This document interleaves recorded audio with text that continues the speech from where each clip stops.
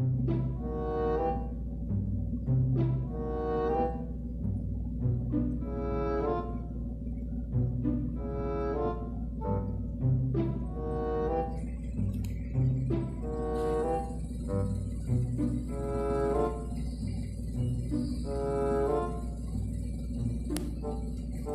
ayan guys, yung sa rear camera ko.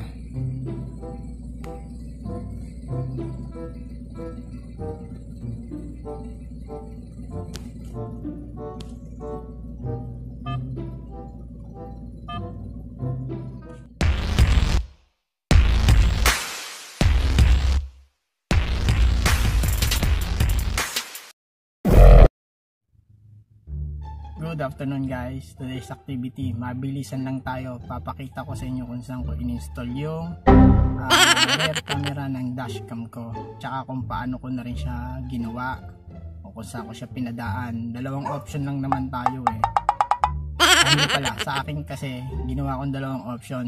Nung una kasi nilagay ko sa may plate number sa ilalim sa ngayon nilipat ko sa may spoiler kasi nga paggabi halos hindi makita yung nasa likuran mo, so kaya nilagay ko siya sa spoiler para mas kita mo yung view, hindi siya yung nangyayari kasi nito guys sasample lang ko lang kayo sa video.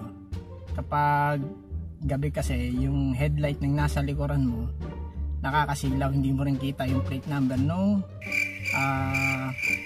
nasa likuran mo sasakyan. So yun. So ako kasi nilagay ko na ngayon sa may spoiler sa taas para at least kitang kita ko yung view, ultimo pati motor, yung mukha ng motor pag nakahinto sa likuran mo kitang kita mo siya. So for safety features na lang naman din yun, safety ibig ko sabihin. So yun guys, samahan nyo ako ngayon, papakita ko sa inyo kung paano ko siya install at kung saan at kung paano ko siya pinadaan. So yun guys, let's go. Copy muna tayo. So yun guys, i-install na natin yung para sa power supply nung dashcam. Ito yun. So kailangan nang gawin natin saktuhan siya. Dito tayo magsisimula sa rear mirror natin, pag ganon pababa hanggang sa makarating tayo dito sa pagtatapan ng power supply o sa may socket, cigarette socket. Ayan guys, ayan na yung isang cable nya, yung sa power supply ng dashcam. Dito natin padadaanin yan pag ganon, dito pababa, tapos doon, tapos dyan, dito padaanin natin siya sa gilid, pababa, punta na dito. So kayang-kaya yan DIY mga guys. Kung sino mang gusto mag-install dyan, kayang-kaya niya yan kasi simpleng-simple lang naman ito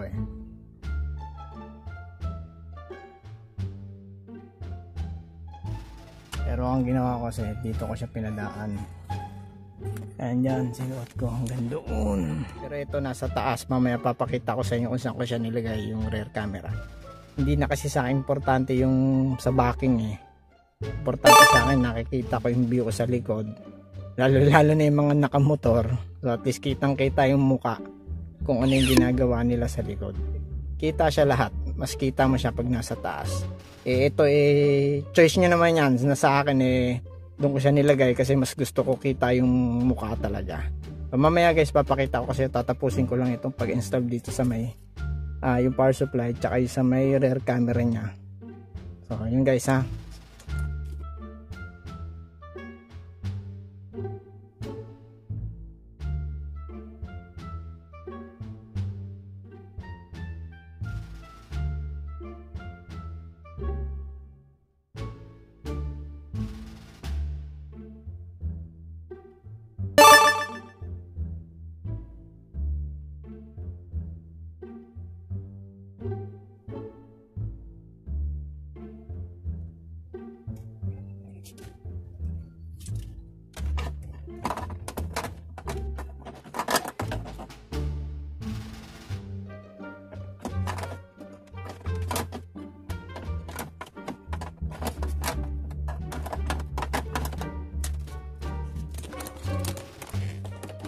yan dyan. Palulusutin natin yan dyan ito.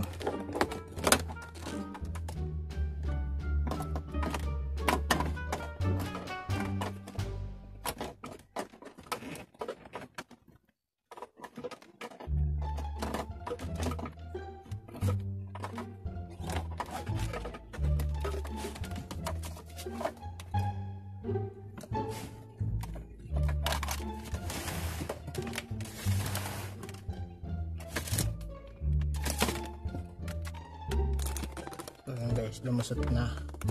Yan lang naman yan eh. Yan. Tapos dito natin palalusutin kasi tatalusin yan. Ayun. Kita nyo kamay guys. Yan. Nagalaw na yung daliri. So pwede natin palusutin dyan.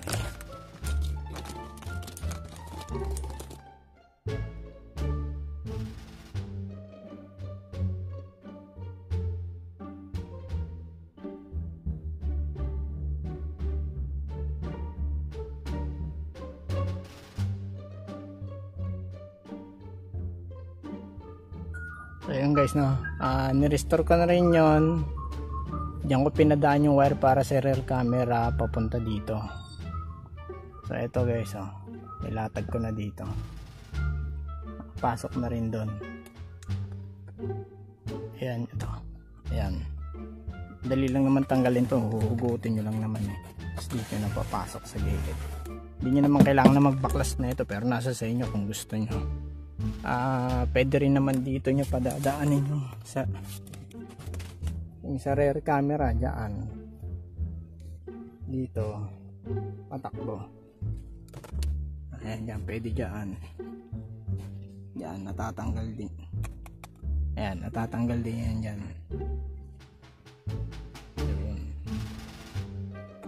Tapos ito dito diyan nyo padadaanin pag gano'n, babaklasin nyo nga lang ito pati ito. Pero kung doon nyo ilalagay sa may,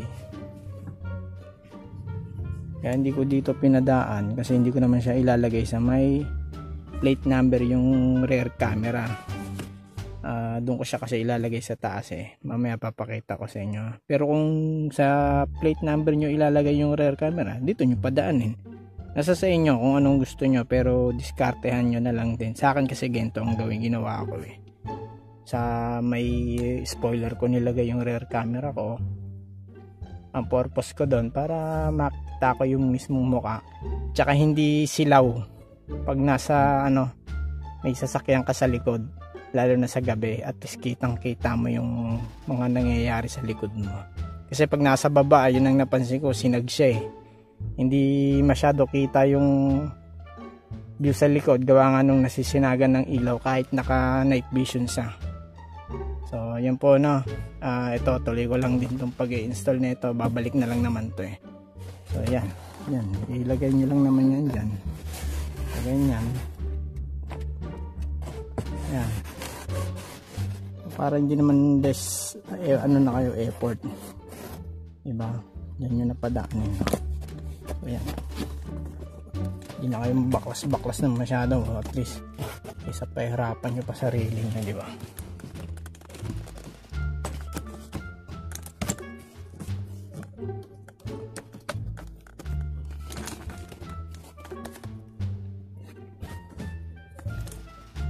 Ayan.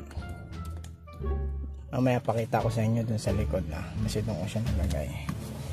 Ang purpose ko lang naman nito para makita nyo kung gaano lang kadali mag-install ng dash camera with rear camera.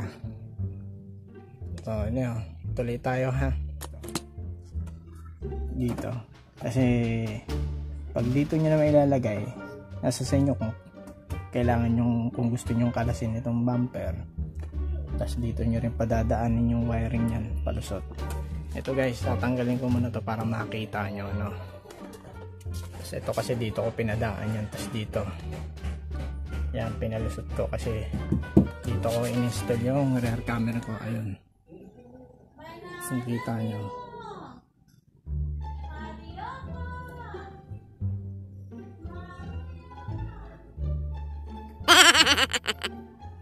So ayan guys, diyan ko siya in-install. makikita nyo pag nandito. Yan yung wiring. So para matanggal nyo to, ayan, tatanggalin nyo yung dito. Ayan, yung mga yan. Ayun, ito. Tapos yun, naandun para maibaba nyo siya. So ito na ano lang naman yun, ganyan lang naman yan, para makita nyo. So buklatin nyo dito, i-diskartehan nyo. Siyempre kailangan nyo pa rin kalasin ito. Ayan. Ayan. So ayan guys, kita nyo. Diyan ko pinalusot. Ang tagos nyan, ito naman ilalim niyan. Gagawan nyo lang siya ng guide dito, ng alambre, para maipasok nyo siya dito, papunta doon. No? Ayun kasi yung rear camera ko. Ayun. So balik ko lang ito guys, So ito guys, ito sabi ko sa inyo, dito ko siya pinadaan. Dito yung isang kable, ayun yung isang kable. Ulit lang tayo, ayan dito. So dito didiskartehan nyo na lang kung paano nyo siya maipapasok. Medyo mahirap lang talaga dito, struggle lang, pero nasa sa inyo kung dito nyo i-install yung camera nyo sa may spoiler. Ako kasi dito ko in-install. So ito guys, natanggal ko na yung sa taillight nya kung saan nyo itatap siya, no? Kasi syempre automatic, ito lang naman yun yung red makikita nyo na yun dun sa may dulo nung rear camera nyo. Yun lang naman yung wire na yun, iisa lang, wala na. So ibig sabihin yun yung power supply para sa reverse light nyo. Yung apat na ilaw makikita nyo yun dun sa may reverse light camera nyo. So ang tapping nyo automatic, doon kayo sa reverse. Ito yun yung reverse. So dito, ayan, dyan sa reverse. Sorry, ito pala ang reverse. Kasi ito signal light pala. Ito yung reverse nyo, reverse light. Doon nyo itatap sa positive. So automatic yan, ito ang blue, ang positive dyan. Ayan. Imposible naman black, syempre automatic yan, o depende. Basta ang tapping nyo na ito is doon sa positive. Trace nyo na lang dito kung ano dyan, kasi minsan nagkaiba din katulad na ito sa signal light. Pero commonly yung black naman talaga negative lagi ito sa signal light, ito sa reverse, ito yung sa stop light nyo. So yun nyo lang na maitatap yan, palulusutin nyo rin dito, ihiwalay nyo yung wire pababa dyan, kita nyo naman yan dyan bago doon, kasi pag dito nyo pinadaan yan, dito pala makikita nyo na yan dito, pwede nyo siyang isuksok sa loob. Hindi naman papasukin yan kasi ano yan ang purpose nito para sa watertight, kasi dito nga yung tubig dumadaan din so don't worry, hindi mapapasok yung wirings nyo dyan. Kasi lusot at lusot pa rin naman ang tubig dyan, din natin masabi, diba? Yan, lulusot pa rin yun dyan. So watertight naman yan, hindi naman papasukin ng tubig yan. Ito kasing dalawang wire na to, sa third brake light ko to. So ano ko na lang, nilinisan ko na lang muna kasi nga nakakaya pag pinakita natin marumi. Pwede na siyang pagtaniman ng kamote. So ayun guys, kita nyo naman ito. Ayan, dito natin pinadaan. Ayun. Tapos ito, pakita ko na sa inyo.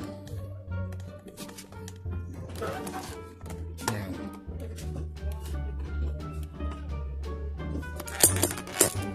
Ayan, dito ko pinalusot yan. Yung sa butas ng third brake light, doon ko rin siya pinadaan. So ayan. So ayan. Ayan. So ayan. Ayan yung supply mo para doon sa reverse light yung red. Ito yan.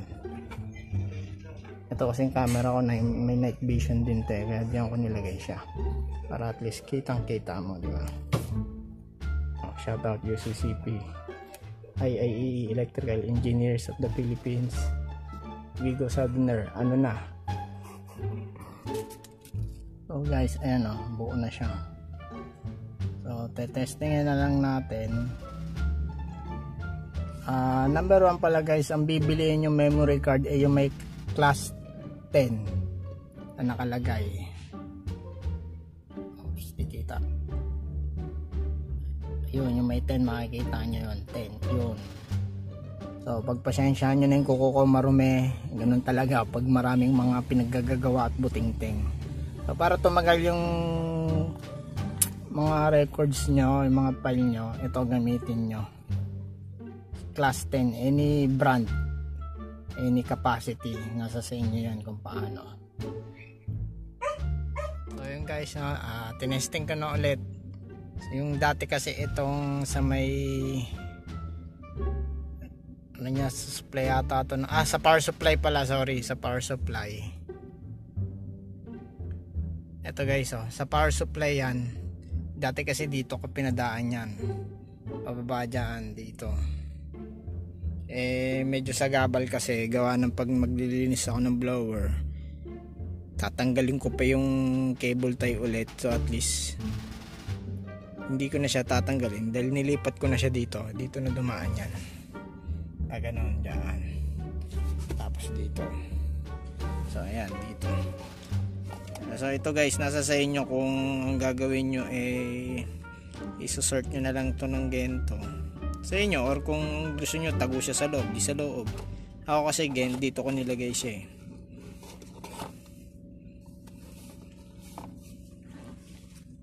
So ito guys, dual yung camera niya sa front, ito yung sa back na sinasabi ko sa inyo sa likod. So ang brand kasi nito si Sony yata ito. Tama, si Sony nga. So ayan, sa front, back camera. So ayan, depende sa choice mo kung paano mong gagawin dyan. So ayan, ito yung sa rear ko, ito yung sa front naman.